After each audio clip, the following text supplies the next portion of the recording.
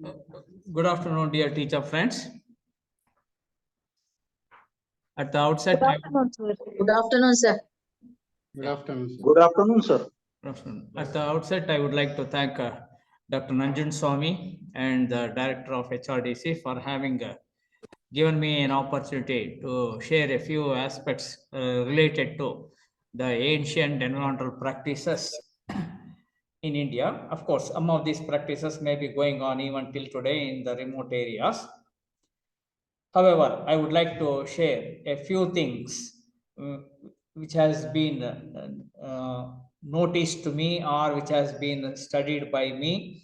So, and which we have collected through the various literatures and other things. And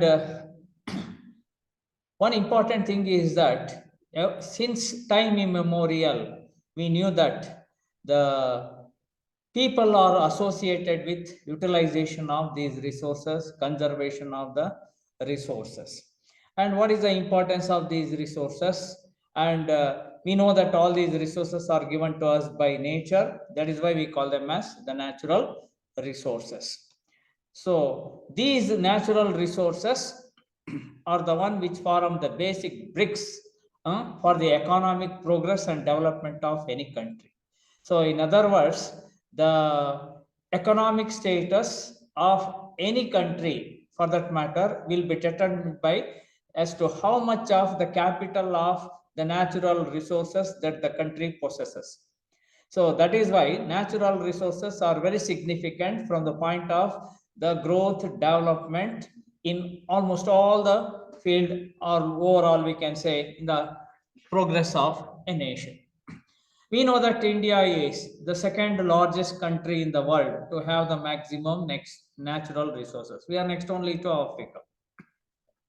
Though we do have plenty of natural resources, yet economically we are not occupying the same second rank in the world. The reasons may be many as to why, though we are rich in our natural resources, still we could not progress to an extent of the rank of the first or second place, as we are having a very good amount of these natural resources. Of course, the reasons, as I told you, may be many things. And in brief, if I want to say what are these natural resources, we know that the resources are nothing but the one which are given to us by nature. There are two terms here, nature and resource. So nature is in general, we use the word for representing all the natural ecosystems or the areas unmodified by man, or the areas which have been modified by man during centuries of settlement and landscapes. All these put together very precisely, we call it as nature. Then what is a resource? A resource can be defined as the part of the environment that come into the service of mankind. A part of the environment that come into the service of mankind, we call them as resources. So as these resources are going to be given to us by the nature, we call them as natural resources. The importance of these natural resources has been mentioned in most of the Vedas. In almost all Vedas, Puranas, we come across directly or indirectly, there is the mentioning of the importance of these natural resources and as to how they are coming to the service of mankind or for the welfare of mankind or welfare of a country or a kingdom during that time. So all these things have been very clearly mentioned.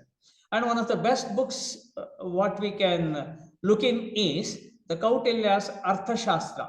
Kautilya's Arthashastra has mentioned about each and every natural resources very beautifully, including the economics of it, including the human welfare, including the significance of these natural resources.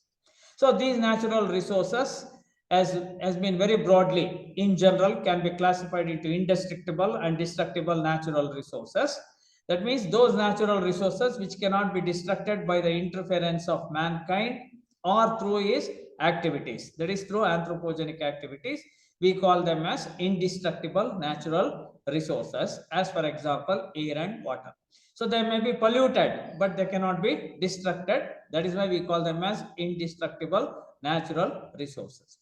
Now destructible natural resources are those resources which can be destructed with the interference of mankind or through his activities. And these destructible resources are once again can be categorized into renewable and non-renewable resources. For example, soil, forest, and wildlife. So when they are going to be destructed, say for example, if the fertility of the soil is going to be lost, the fertility of the soil can be brought back, okay, by judicious manuring or fertilizing. That is why we call it as a renewable resource. Suppose you cut a plant, you can replace a sapling of a tree or a plant back into the nature. Similarly, if you can kill an animal, probably through the breeding program, you can produce another young ones. So likewise, all these resources like soil, forest, and wildlife, which can be replaced back into the nature, even after destruction, they are all said to be renewable resources. Non-renewable resources are those resources which include minerals. They, once you destruct them, once you use them, they are converted into some products. So they cannot be replaced back into the nature. For example, you extract gold from its ore, and once the gold is extracted, and after making jewelry, from the jewelry, once again, you cannot replace the ore back into the what? Field.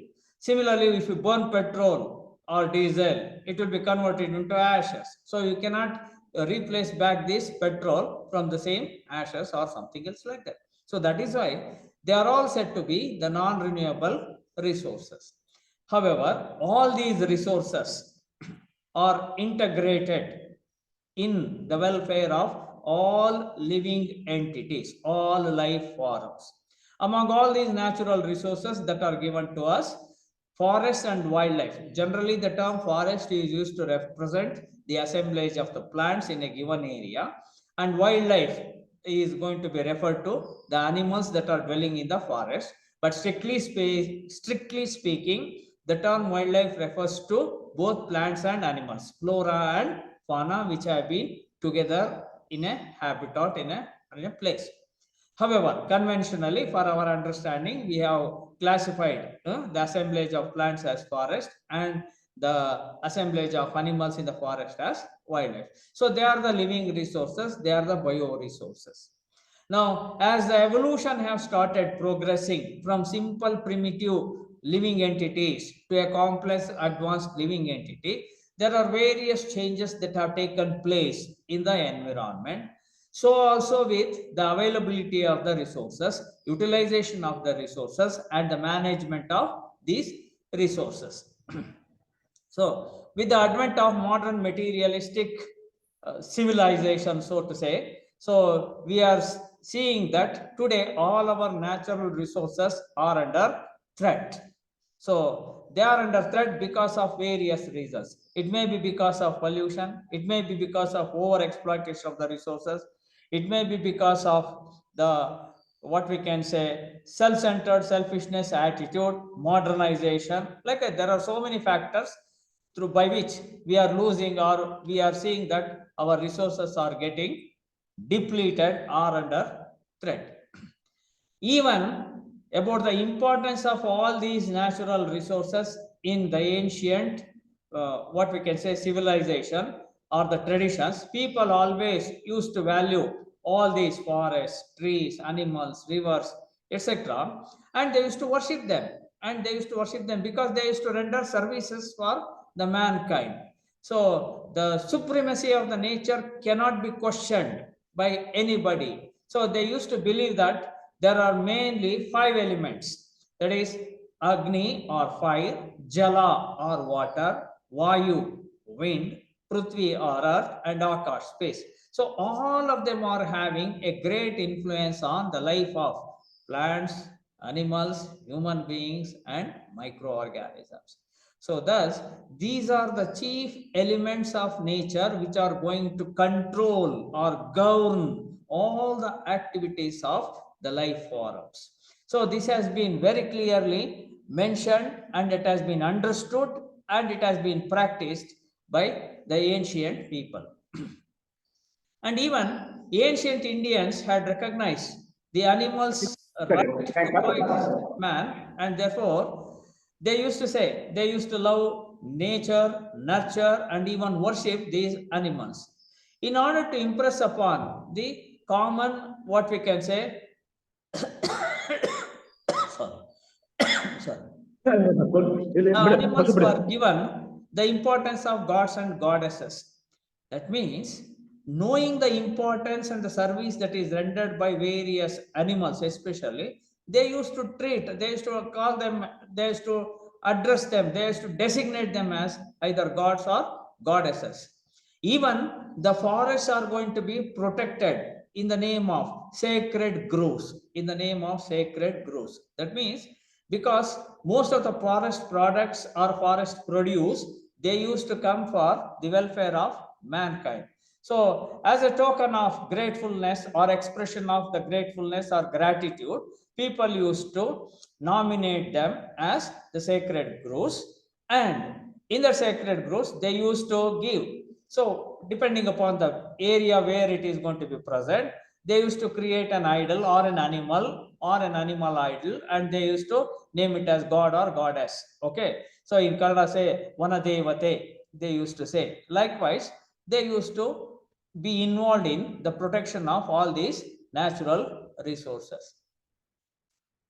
Now we know that the activities of the individuals ever since the beginning of or the evolution of mankind was influenced by environment. So environment is nothing but the immediate surrounding of any living entity, immediate surrounding of any living entity. And this immediate surrounding is always beset with the what? Biotic and abiotic components, that is both destructible and indestructible natural resources. So thus, man is considered to be an integral part of the environment. Now, the judicious utilization of these resources was mentioned very earlier itself, though they never used to use the word sustainable development or sustainable management, but the concept of this sustainable use of this forest products and the conservation of the natural resources was mentioned in even in the ancient texts like Arthashastra, Satapatha Brahmanas, Vedas, Manusmriti, right? In all these things, Rajatarangini, they have mentioned very clearly about the concept of forest ecology. What is the importance of forest? What is the importance of animals, and why we should conserve all these things like this. So, from environmental consciousness was evident in several aspects of the social structure and city planning of even during the Indus Valley civilization.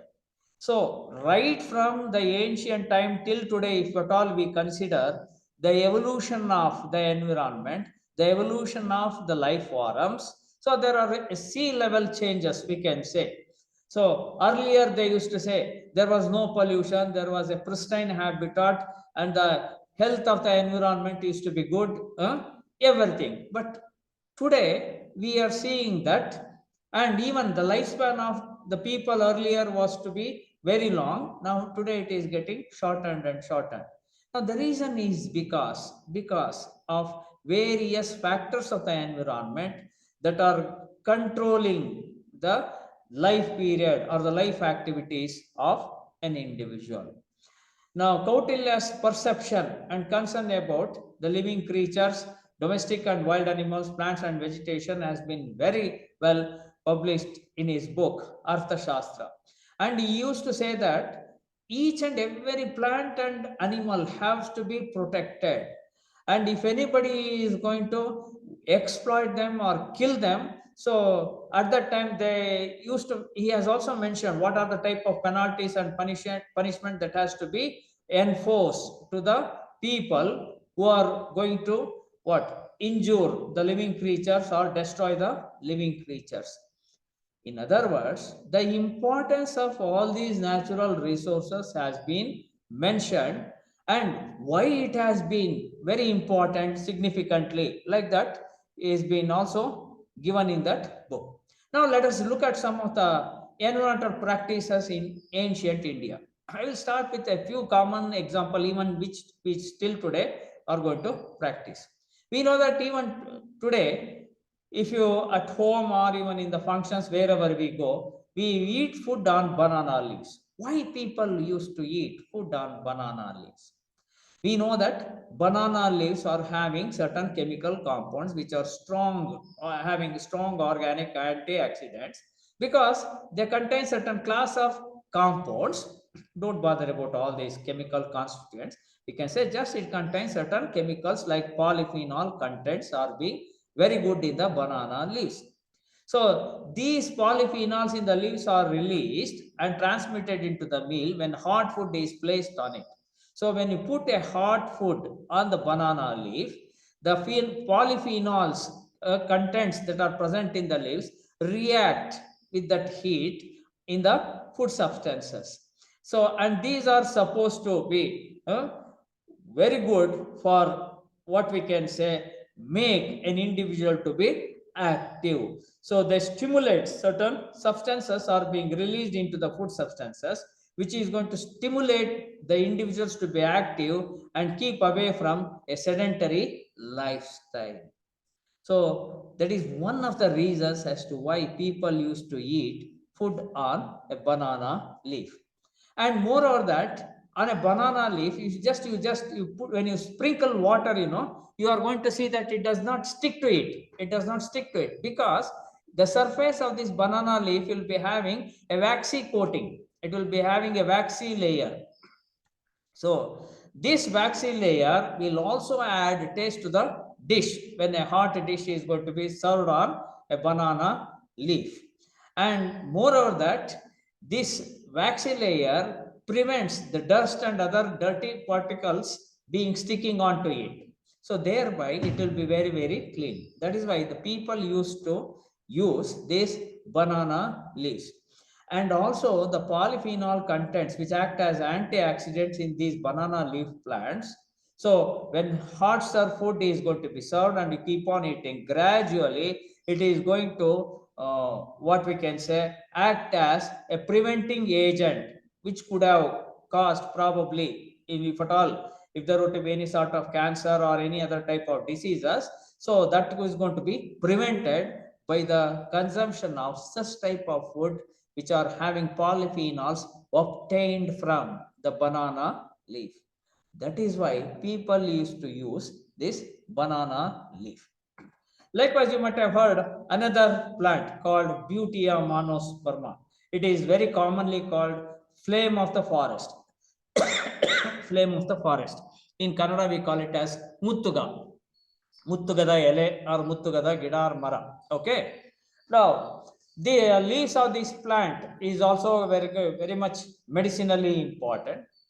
Now, why I am telling this is because in ancient times, people used to take food and put it on the leaves of these plants, either banana leaves or on the leaves of this, what we can say, the Butea monosperma or Muttuga. And they used to take the food.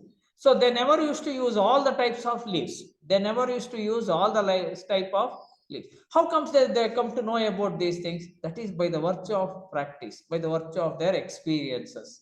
So that is what we call it as traditional knowledge. So as the traditional knowledge started evolving, so people also started using all these types of plants or the resources from the nature.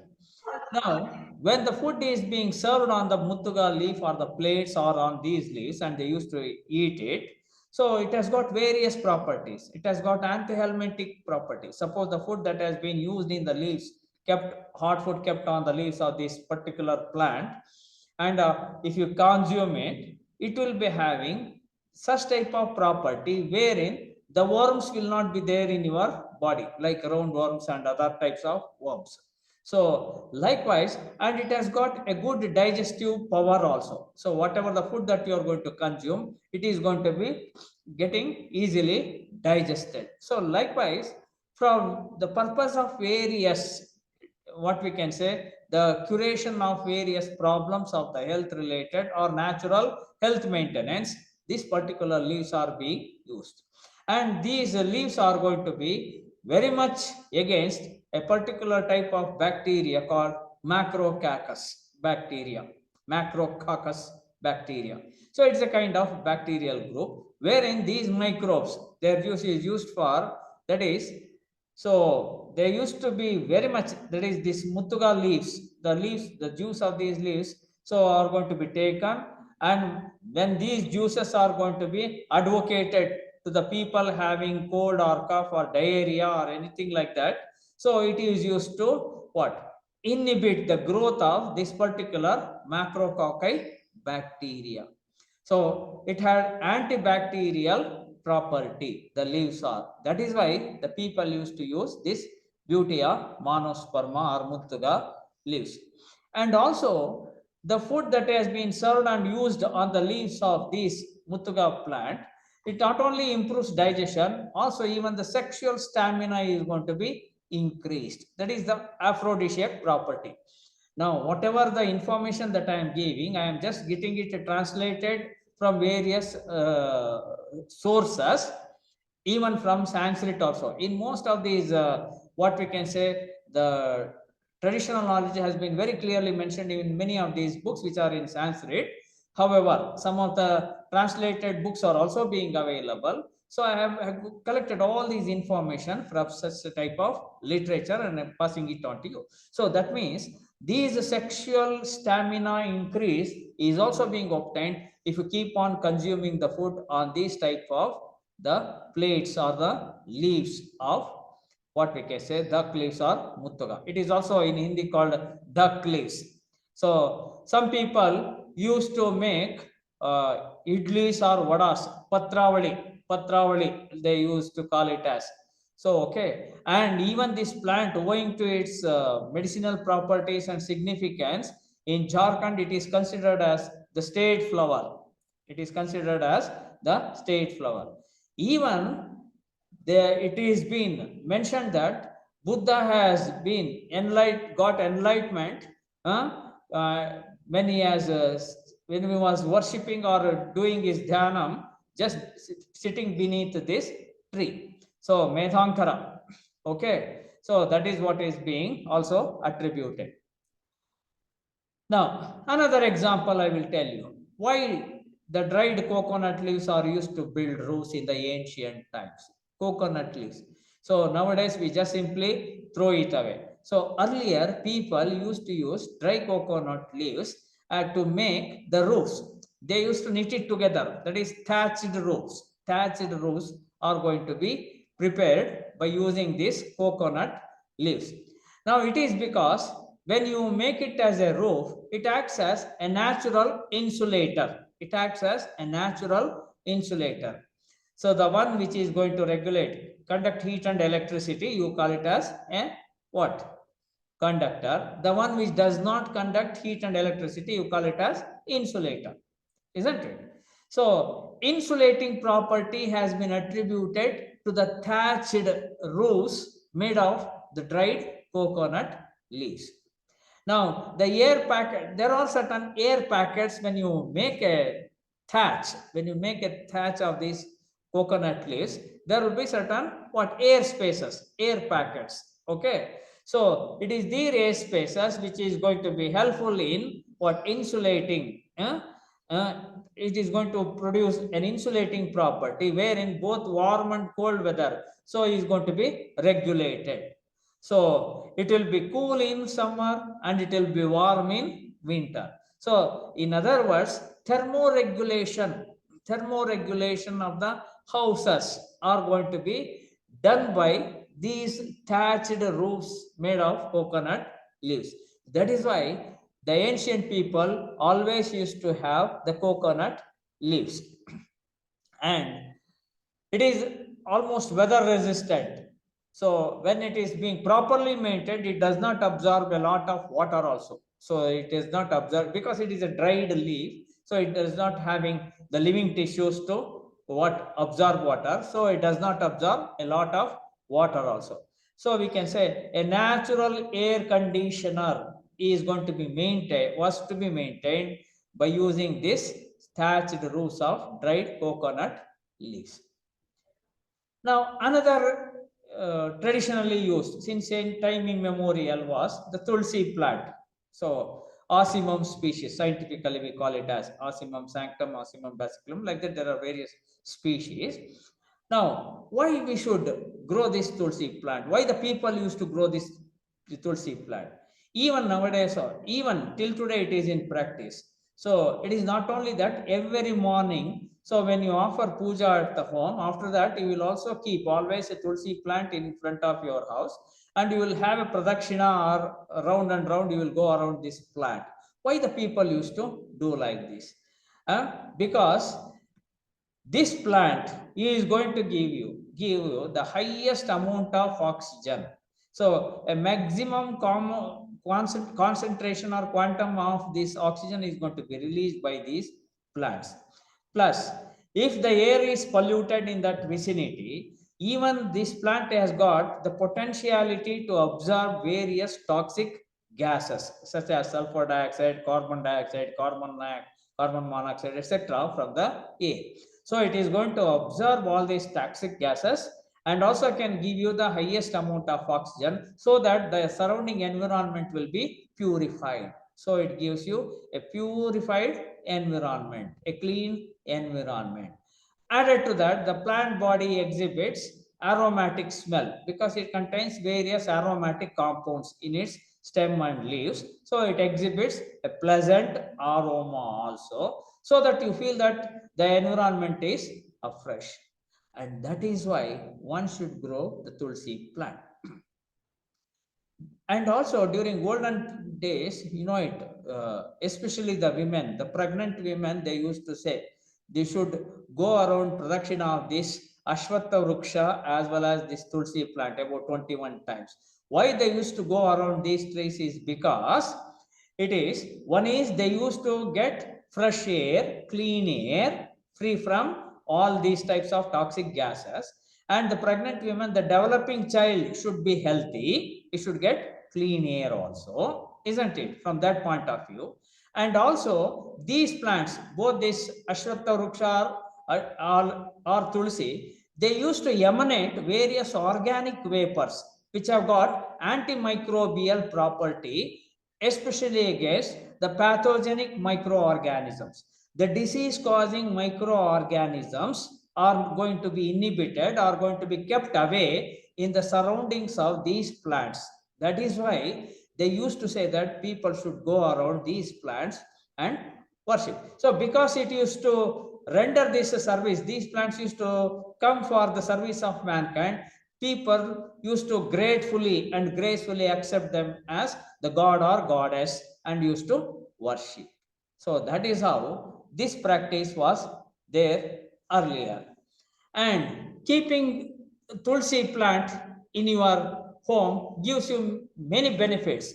Even the tulsi leaves are being used along with the what we can say garlic and pepper, etc. They used in even colds and coughs. So even these leaves of the plant or the entire plant has been used in Ayurvedic system of medicine to cure cancer, heart related diseases and respiratory problems. Even the skin related problems are also going to be cured by the usage of these tulsi plants. That means it is a multi-purpose plant, especially with respect to the medicinal point of view. Okay. So even people suffering from sometimes the fever, so they used to take this tulsi tea, which is used to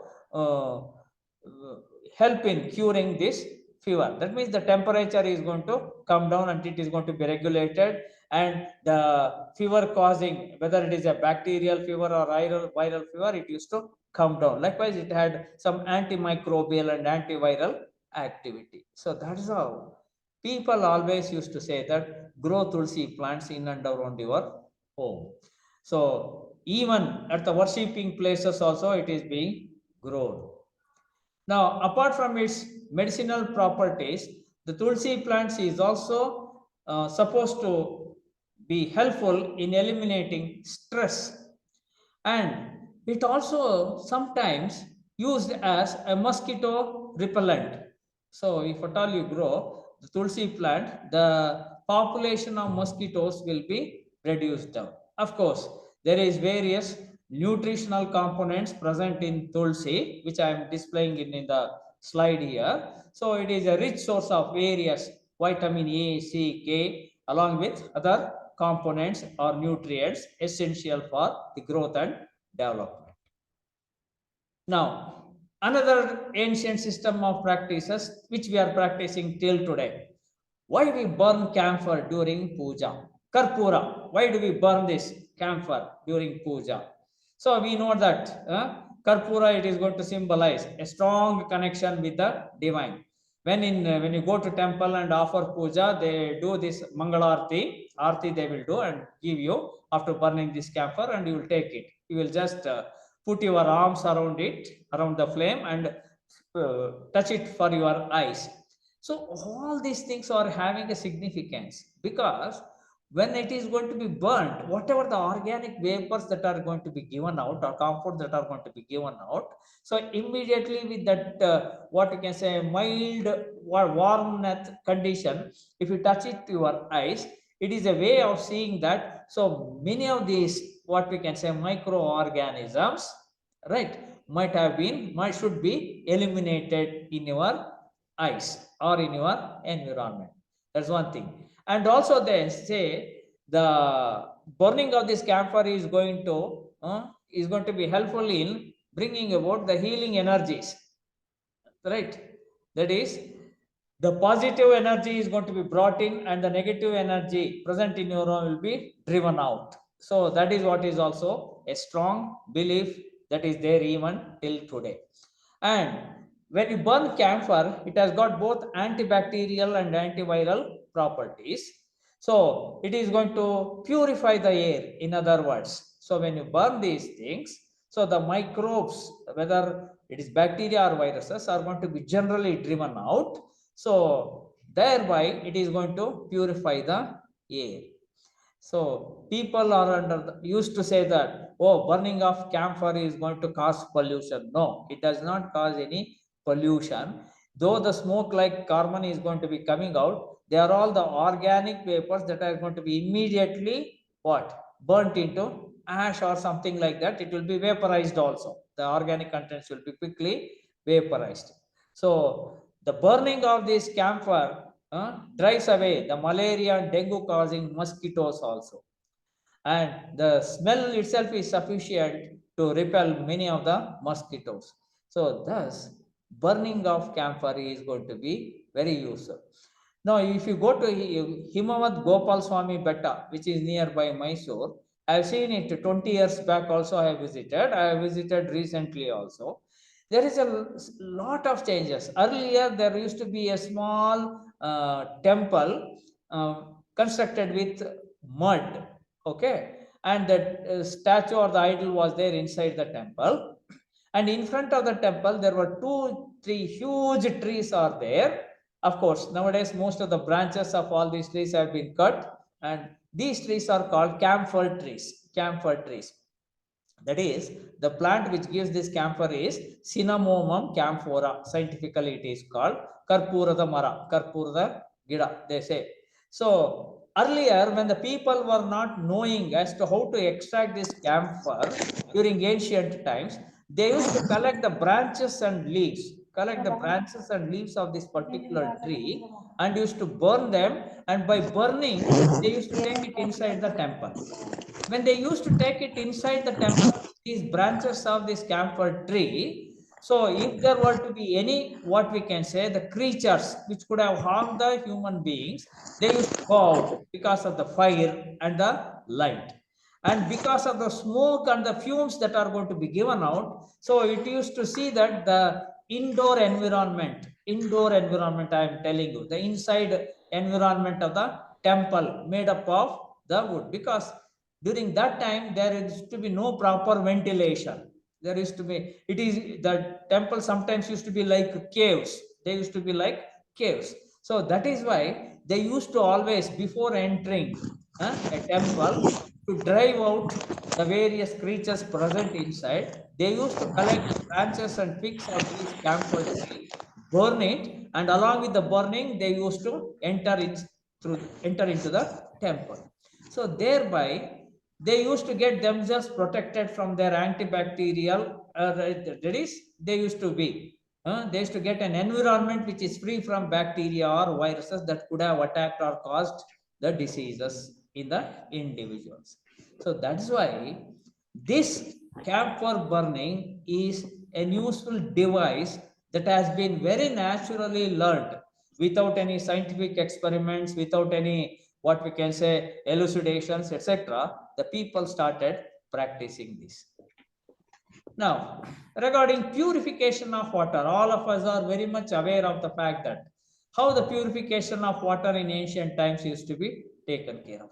Today, we are all having aquaguards, right? Aquaguards, reverse osmosis, RO water, bottled water, distilled, like that we are having. There are various methods, primary, secondary, tertiary treatments of water. So through various methods, sedimentation, flocculation, coagulation, filtration, disinfection, so many things we are going to carry. But at that time, because the anthropogenic activities during the ancient time was not to the extent of causing a greater pollution, but still the people used to what drink, they used to drink water to the best of ability. They used to keep it clean. Suppose they used to feel that it is being turbid or it is going to be something dirty, so how they used to do it? The three-part method of filtration of the water, we know it, how they used to ಮೂರು ಮಡಕೆ ವಿಧಾನ.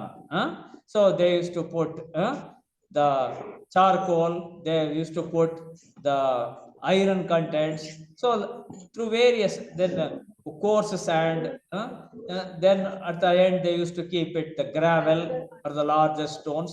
And water, when they used to keep it, pour it from one pot, it used to get filtered out, right? So most of the debris and other things used to be what filtered out from the first plot.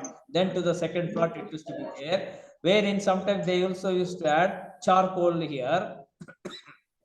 So they all used to act as disinfectants. So if there were to be any microbes and other things, they all used to get settled or going to be what stored here in this region, and only the pure water used to be filtered out, which is to be collected from the bottom. Okay, so this method is very commonly being used. Now the same thing has been nowadays refined and redesigned with what we can say materialistic what we can say designs, metals and other things, steels and other things, and they are doing it as in the form of an aquaguard. But the basic principle, without studying any engineering subjects, how the ancient people used to do this disinfection method and filtration method and purify the water. Okay, so this is what traditional methods that they used to do it here. Look at this, they used to put, and they were very intelligent enough to see that where to put the sand and where to put the gravel or the larger stones. See, even the method of flowing or filtration also, by the virtue of their practices, they learned it. Now in addition to these things, they also used to use a sieve like jarding, like something like that they used to prepare out of the wires, and they used to filter the water. And sometimes they used to filter the water through the cloth. Even nowadays we know that to the pipe itself, to the tap itself, we are going to what cover it with a muslin cloth and see that the water should be filtered out. And even they used to filter the water through clay vessels. Why they used to keep clay vessels? Because the clay, you know that it is nothing but soil, it contains maximum nutrients, and through the porosity of this clay, so most of these microorganisms used to be held in this clayey soil. Okay, and the nutrient contents present in the soil used to be slowly released into this water body. So the water body becomes naturalized mineral water. So thus various such type of methods are going to be adopted during the ancient times. And if you look at from the energy point of view, energy conservation, how the people used to do this. So nowadays we are using modernized stoves, but in olden times they used to prepare, they used to make these chulas, chulas made of mud, cow dung, made up of mud and cow dung, sometimes even with the ashes, they used to make a paste and they used to prepare like this. So they prepare this hearth like this, or the chulas, what we can say. From here, they used to put what? The firewood, and they used to lit the fire, and they used to keep the vessels here. And gradually, they also learned why to waste energy, because when you burn the firewood, the surrounding area gets lot of heat energy. It should not go a waste. So simultaneously, to save the time, they made one more hole beneath this, through which here also the flames used to come, and you can keep at a time 2 vessels. Likewise, another one, 3 at a time. Likewise, that we in Kannada we call it as kodole. Kodole they used to prepare. So this by burning a minimal amount of firewood, you can get maximum heat energy, which could have been conserved in this environment for the art of cooking, for the purpose of cooking. See, look at very naturally as to how they were involved in conserving the energy. So, though they used to collect firewood, though they used to burn, instead of putting separately the firewood to the maximum in different chulas or hearths, what they used to do from the minimal firewood, see, look at their usage, minimal usage, maximum what? Heat energy for their purpose, and thereby they used to conserve the plants that is required for the future also. So that is what is their concept of using this type of chulas for energy conservation. And another example like what I could give you is about the cleaning was done in home. During ancient times, people used to use straw, kottu, and ashes to sweep and scrub floors.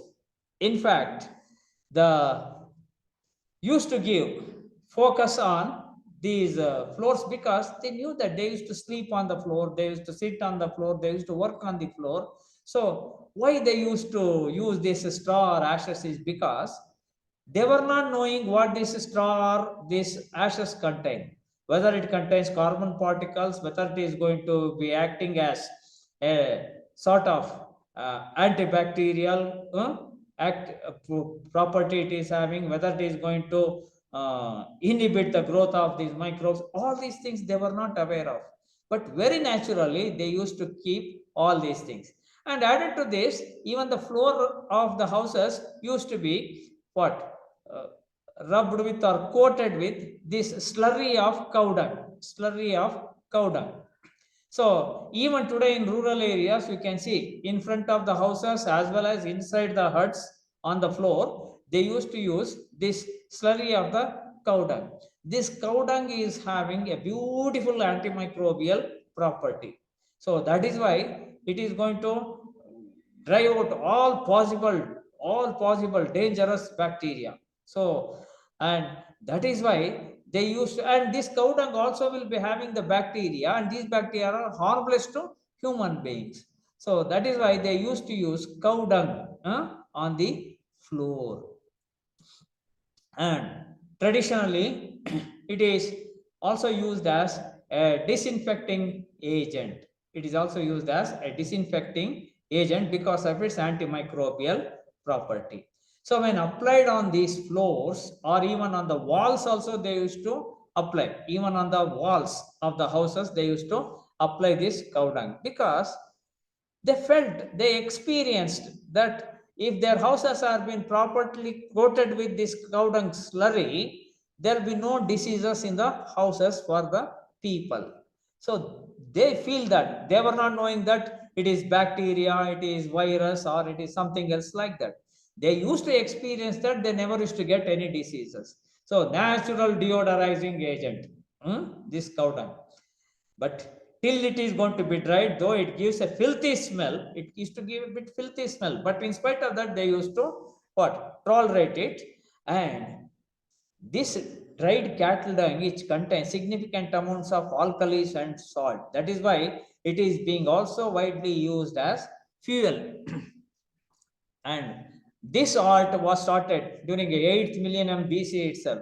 So cow dung, so they used to take and they used to make briquettes, cow dung briquettes. So when it is properly dried, when you use this for burn as a burning agent or a fuel resource, so it gives the highest calorific value. It gives the highest calorific value of the energy. So, and why it gives that energy? Because it contains both alkalis and salt, so that there will be no chance for you to have the disease causing bacteria, number one. And number two, when the dried briquettes of this is going to be used, it gives a lot of heat, and that means highest calorific value of heat is being generated. And for this purpose, they used to prepare the briquettes of this cow dung, and they used to use it as a source of firewood. So as a fuel wood. That means in the domesticated animals like cattle, after say cow, you used to take the milk, you used to use the cow for various purposes, and from the dung also you used to prepare the manure and used to prepare the energy resources. So when you prepare these briquettes, you need not have to go to the forest and cut the trees for burning purpose. Thereby you used to conserve the trees in the natural forest area. See, look at their beauty of conservation concept that was present in the ancient people. Now, I would like to give another example. There is a plant called Ruta graveolens. In Kannada, we call it as Sadapu. In Hindi, they may call it as Sadapu. Okay. So this particular plant, which is normally grown, if at all is grown in front of your rose or surrounding your roses, it never allows the entry of scorpions and snakes. They used to act as snake and scorpion repellent. So most of the villages, they used to grow these particular plants. And also this plant is highly medicinally important. So for arthritis, for rheumatism, for various pain related disorders, this particular plant, it is a herbaceous plant. It gives a beautiful smell. It's very aromatic smell. So people used to grow them in and around their houses for these purposes. See, nowadays, we are not aware. For everything, we do not know what are the plants that we should grow in and around houses, how we can prevent the dangerous animals, and how we protect ourselves from various diseases. So this doesn't cost anything for us. So that is what is the traditional practices and the knowledge the people were having. So, with this example, I would like to say that the traditional practices, like that, there are many examples. For example, soil erosion. Soil erosion is going to take place because of floods or because of high wind velocities. But the ancient people came to know, by the virtue of their practice, they started constructing a small mountainous-like region around the crop fields. Dibba, we call it as bunds. Bunds are dibba. In Kannada, we call it as. They used to construct it. So when they used to construct it, it used to conserve the water, and flooding never used to take place. Flooding never used to allow the soil erosion.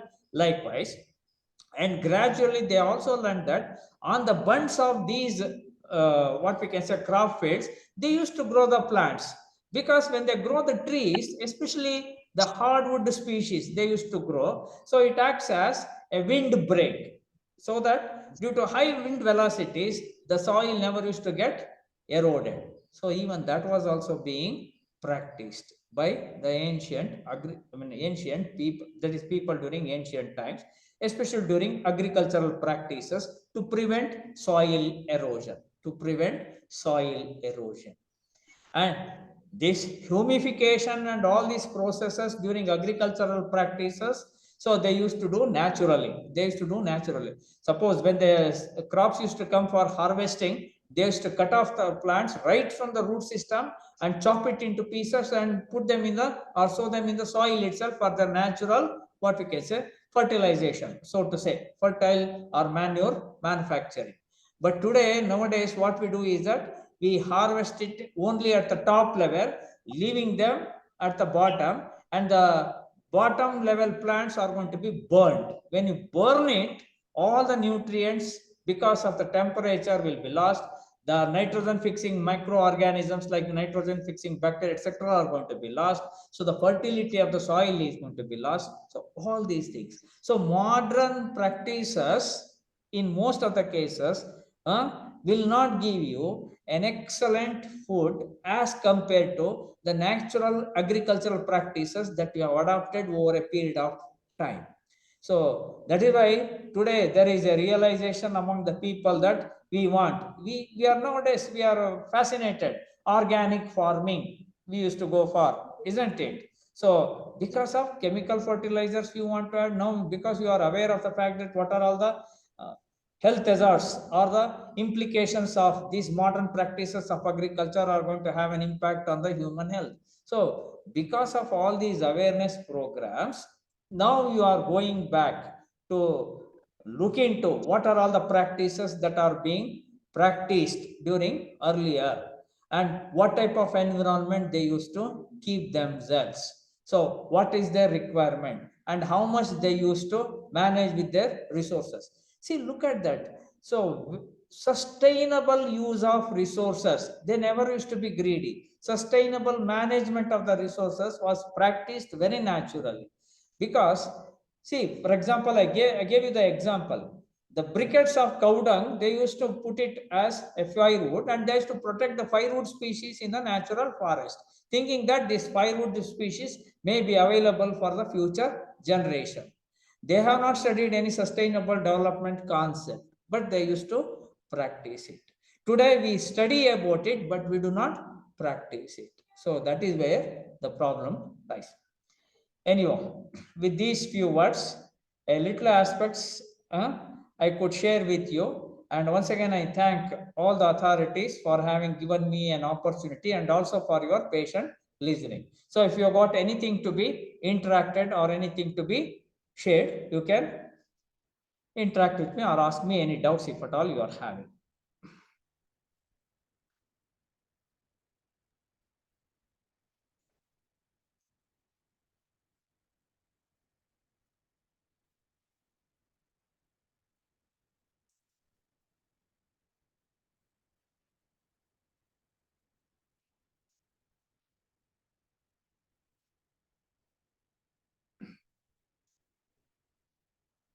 Am I audible? Yes, sir. Yes, please. Yes, sir.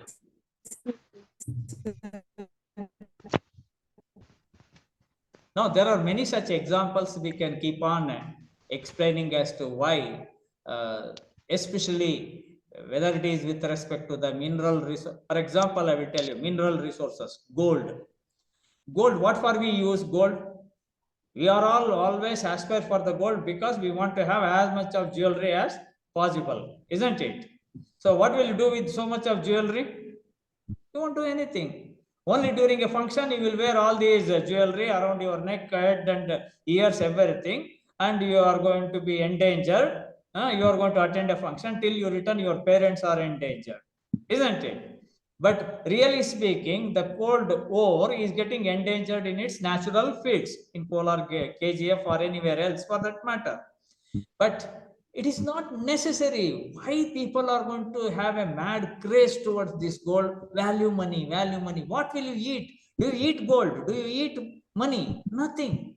But if you leave them very naturally in the earth or in the soil or in its ore form or in its crust, you know it. In traces, it is required for all living entities, plants, animals, including human beings. They require gold in traces. Most of the Ayurvedic medicines are having this gold content. Even when your child, suppose the infant is there, so during the young condition, you are going to make this Swarna Prashanam, you are going to do it, isn't it? Bangarat Kaddina Tej Buttu Makalige Baile Nekastira Jain Tuptali. Why you do it? Because this Swarnam or the gold in traces as a micronutrient is going to enhance the immunity for various diseases in the child or the individual. It increases the immune power, resistance to various diseases, and all these things. And that is why it is very naturally being present in the Earth's crust. So what we are doing is that take all the gold and keep it in your almirah, and then as and when it is required, right, you don't give it to your child, you keep it on your what external body. What is the use? It is of no use, no use to you in any way. Wearing the jewelry externally, even it may cause allergy also sometimes. Skin allergy may be also caused. No, just I am telling you how we are going to not judiciously manage our resources. During ancient times, they never used to be have that over greediness of exploiting the resources, exploiting any such type of resources. See, in olden days, they used to sleep on a floor which has been properly coated with the cow dung slurry and other things. They never used to get any diseases, because even a cow dung slurry coated on the floor and a what thatched coconut leaf roof used to give you a regular air conditioned room. Today, what you are doing, even if you put on AC, you are not getting properly the air conditioned condition. That means once the power is going to be off, so your condition also will be off. Likewise, that will be the situation. So natural thermoregulation, you cannot have that. Instead of using the air conditioners, right, air coolers, grow in and around your surroundings as many trees as possible, as many trees as possible. It purifies the air. It has got many, what, especially many of the plants are going to that. I can give you a number of plants. So wherein they can give you the what you can say, a beautiful smell, and they are having antimicrobial and antiviral properties. There will be no disease causing microbes in your vicinity. So all these things can be provided. Can be provided if you can prevent your what we can say man-made, advanced, machinery-related, industrialized products in and around your houses. Because by usage of air coolers and air conditioners, you are releasing CFCs, chlorofluorocarbons. You are going to damage the environment, because chlorofluorocarbons are going to deplete the ozone layer present in the stratosphere. If ozone layer is going to be depleted, UV rays will strike. If UV rays strike the Earth's surface, including human beings, it causes skin cancer or cataract. So likewise, they are all interrelated. So very natural environment, if at all you miss, and if at all you are going to maintain it, there is no chance for you to go to a doctor or for any of the health related issues. So everything is possible within our, for example, in and around your house. Grow a neem tree, grow tulsi plant. Okay. So any plant for that matter. So they are all going to what? Observe. Trees are the best biofilters of air pollutants. Remember, trees are the best biofilters of air pollutants. When you burn petrol from your vehicle, car, scooter, everything, carbon dioxide, carbon monoxide, sulfur dioxide, oxides of nitrogen, anything through your activity, burning activity, etc., is going to be released. They are all going to be absorbed by the foliage of the plants, by the foliage of the plants, the leaves of the trees. So in spite of absorbing and keeping them inside, they used to give you oxygen. They used to give you oxygen. So that is how this system was very naturally practiced by the ancient people. That's why they never used to cut the trees. They used to grow as many trees as possible. So they knew how to protect the trees, how to conserve the soil. For example, I will give you another example. So whenever there used to be fruits during ancient times, the people used to use the fruits very naturally. They used to pluck the fruits, only eat as much as required for them during that particular day. And do you know, they used to protect such trees on which the honeybees used to build the comb. Honeybees used to build the comb. And the flowering plants, they used to protect it. Because though did not study pollination, fertilization, all these scientific aspects, they were knowing that honeybees and butterflies were the natural pollinating agents which are helpful in fruit formation and seed setting. They were aware of this particular fact. That's why they used to grow as many flowering plants as possible in their vicinity. Thereby, they used to see plenty of fruits and seeds are being setting. But nowadays, we have started in the, of course, with the advancement of scientific techniques, plant breeding techniques. So, from the yield point of view, to meet the demand of the people, to meet the requirement of the people, and become immediately a rich fellow because of economic progress. So, economic progress is one thing, because in the name of economic progress, people are becoming economic greedy, right? They are greedy for everything. They feel that if at all they are having money, they can purchase anything. I will ask you one thing. I can give you money. Can you purchase your life? Can you purchase oxygen throughout your life? Can you make your body system to take oxygen every time without any disease? That's what. That's what. It means to say, keeping your natural environment, right, with our surrounding health of the environment is of utmost importance in bringing about the real healthy environment. That means if you keep your resources healthy, and to attain these things, there should be a feeling of oneness, and there should be a judicious management of your resources. Equity of distribution of the resources should be there. Equity of distribution of the resources is there. Because we do not have the equity of distribution of resources, because we are always suppressing the one which is not having any of these access to resources. That means haves always will suppress the have-nots. The rich will become more rich, the poor will become more poor. So this disparity and improper implementation of scientific technologies, improper implementation, strict enforcement of legislation to punish the guilty irrespective of their status. Suppose a villager cuts a tree, forest people will go and arrest him. Whereas a celebrity, if he kill an animal, he will be released. A celebrity, even if he kill a wild animal which is endangered, so he will be freed. But if a villager by chance cuts a branch of a tree, he will be caught and punished. So likewise, legislation should be equal to everyone and should be properly enforced. And above all these things, there should be environmental ethics. Ethics towards nature.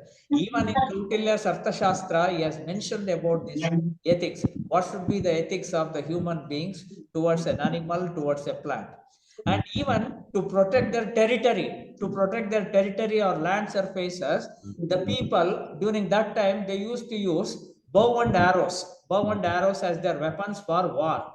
And during that bow, they used to apply at the tip of that bows, they used to apply a paste of the plant material, so which used to be highly poisonous. That is why, with one shot of a bow, the people used to be killed.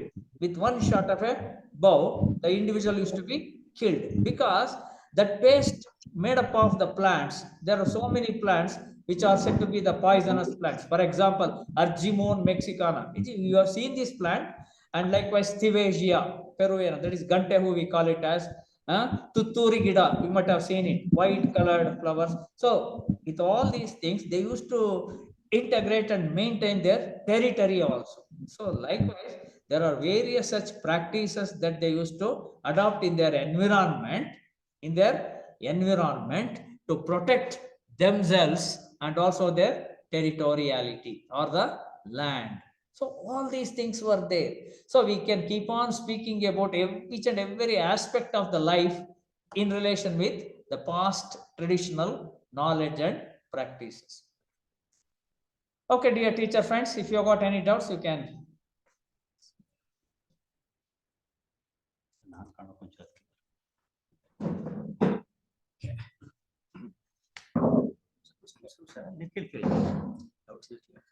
Dear participants, if you have any queries, please go ahead.